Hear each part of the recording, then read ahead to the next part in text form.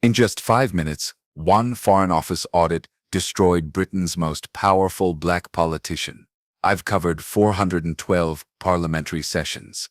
I've witnessed ministerial resignations, corruption exposures, career assassinations. But what happened at 3:42 p.m. on December 3rd in Committee Room 14 wasn't just oversight.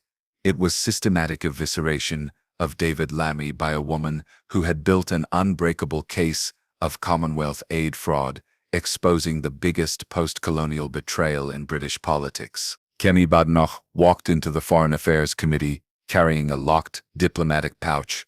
She looked like an international prosecutor who had assembled evidence to destroy a criminal network built on exploiting former colonies. What none of us knew was that pouch contained audit documents exposing $9.8 billion in aid misallocation to shell companies controlled by Lammy's network.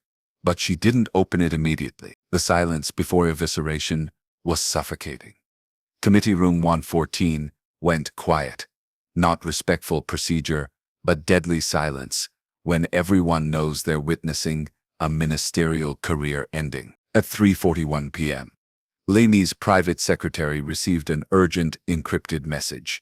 Her expression transformed from confident to horrified as she whispered something panicked to the foreign secretary. Lammy's diplomatic authority cracked. His Commonwealth advisor was frantically checking emergency communications.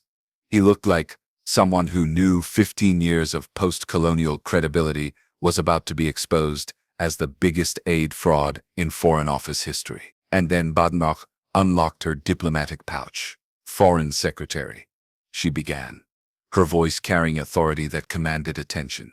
"I want to discuss Commonwealth development aid and disturbing financial irregularities brought to my attention through Foreign Office intelligence cooperation." Standard opening. Nothing threatening. Lammy looked relieved, confident. His media team were preparing standard responses about conservative attacks on development aid. But Badenoch's pouch was positioned precisely, open to a tab with Foreign Office and Audit Office seals. This wasn't routine questioning.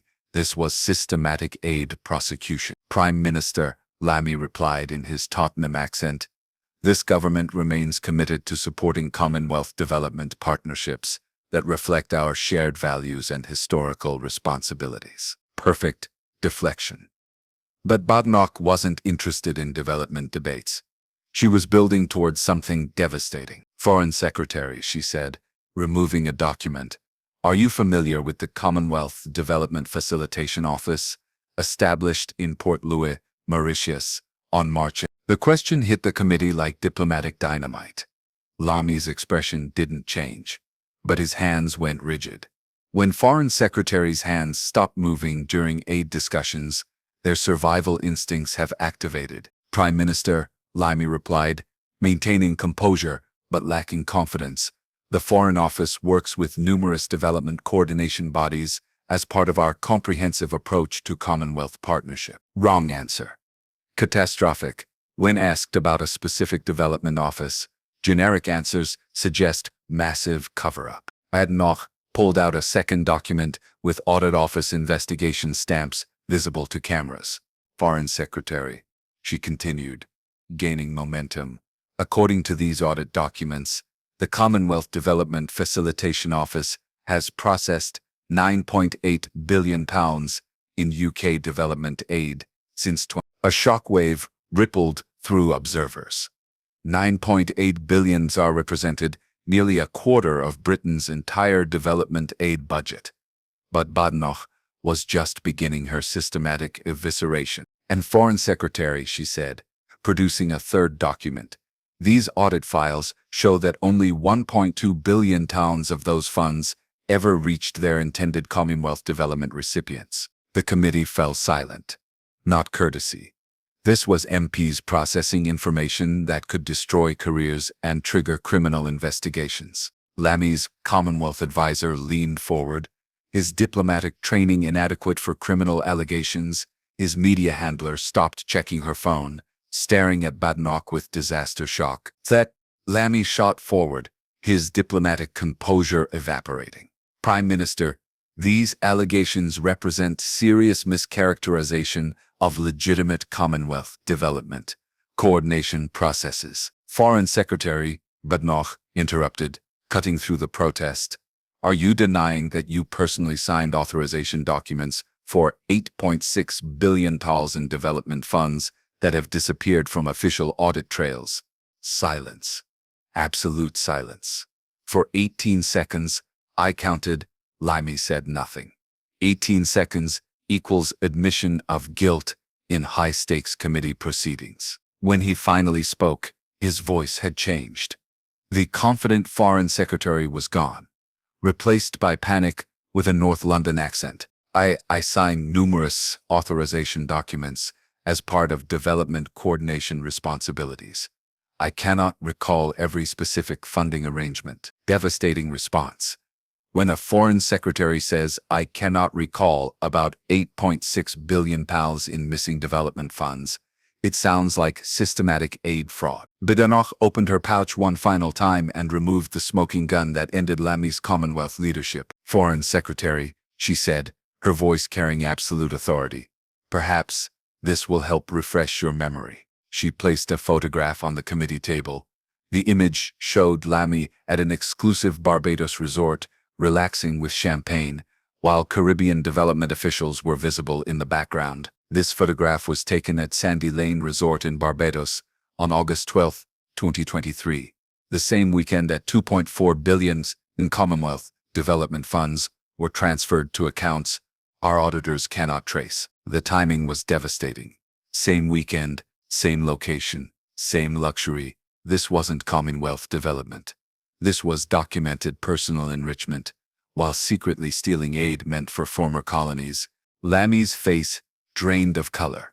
His hands were now visibly shaking. Not diplomatic nervousness, actual trembling visible to every camera. His diplomatic team was typing frantically, sending emergency damage control instructions to every Foreign Office post and Commonwealth High Commission. But Badenoch wasn't finished eviscerating him. Foreign Secretary, she continued, producing another document with serious fraud office seals. I also have internal Foreign Office communications showing you personally overruled development audit recommendations that flagged the Commonwealth Development Facilitation Office as a potential fraud operation.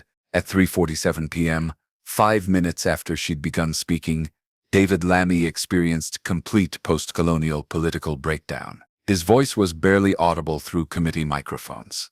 Prime Minister, these documents lack proper diplomatic context. Commonwealth development requires complex coordination arrangements. He stopped mid-sentence. 21 seconds of silence. I've never seen a foreign secretary unable to complete a sentence during committee proceedings. The silence was broken by Badenoch's calm response. Foreign Secretary, I'm not questioning complex coordination arrangements. I'm questioning $8.6 billion in Commonwealth development funds that disappeared while former colonies suffered poverty. The accusation hung in the room like diplomatic poison. This wasn't about development policy.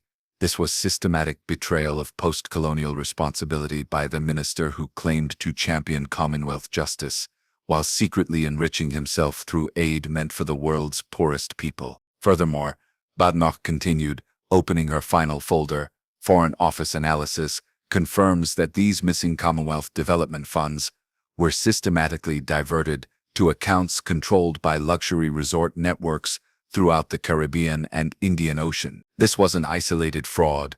This was criminal enterprise designed to enrich British officials through aid meant to help Commonwealth development, while former colonies remained in poverty. At 3:48 p.m., Lammy made the decision that ended his Commonwealth political credibility.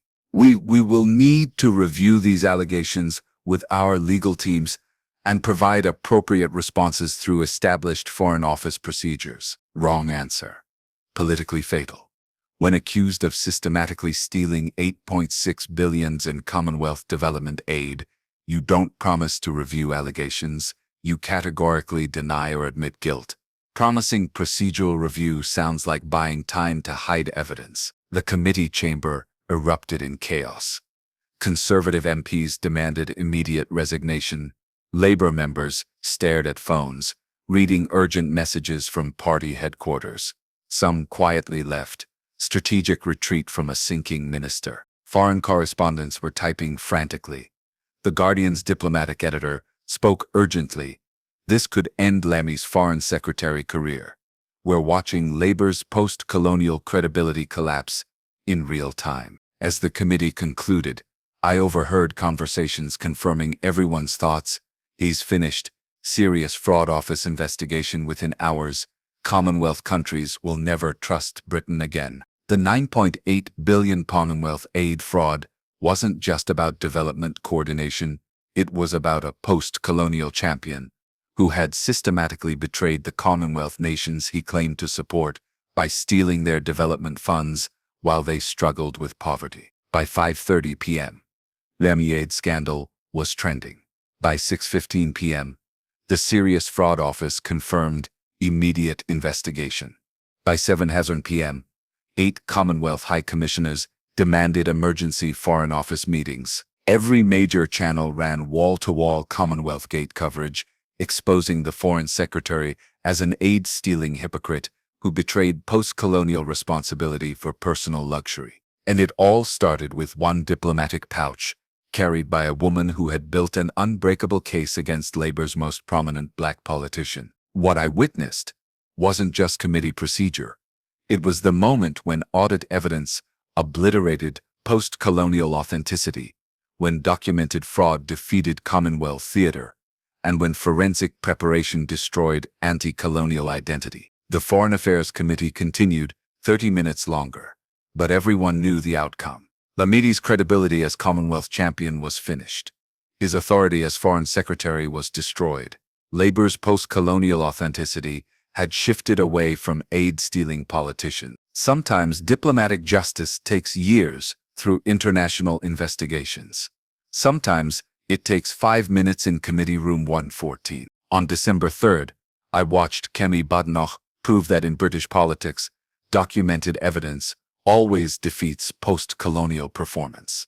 The only question was how much damage Labour's Commonwealth betrayal would do to Britain's international reputation before the truth finished destroying Lammy's career.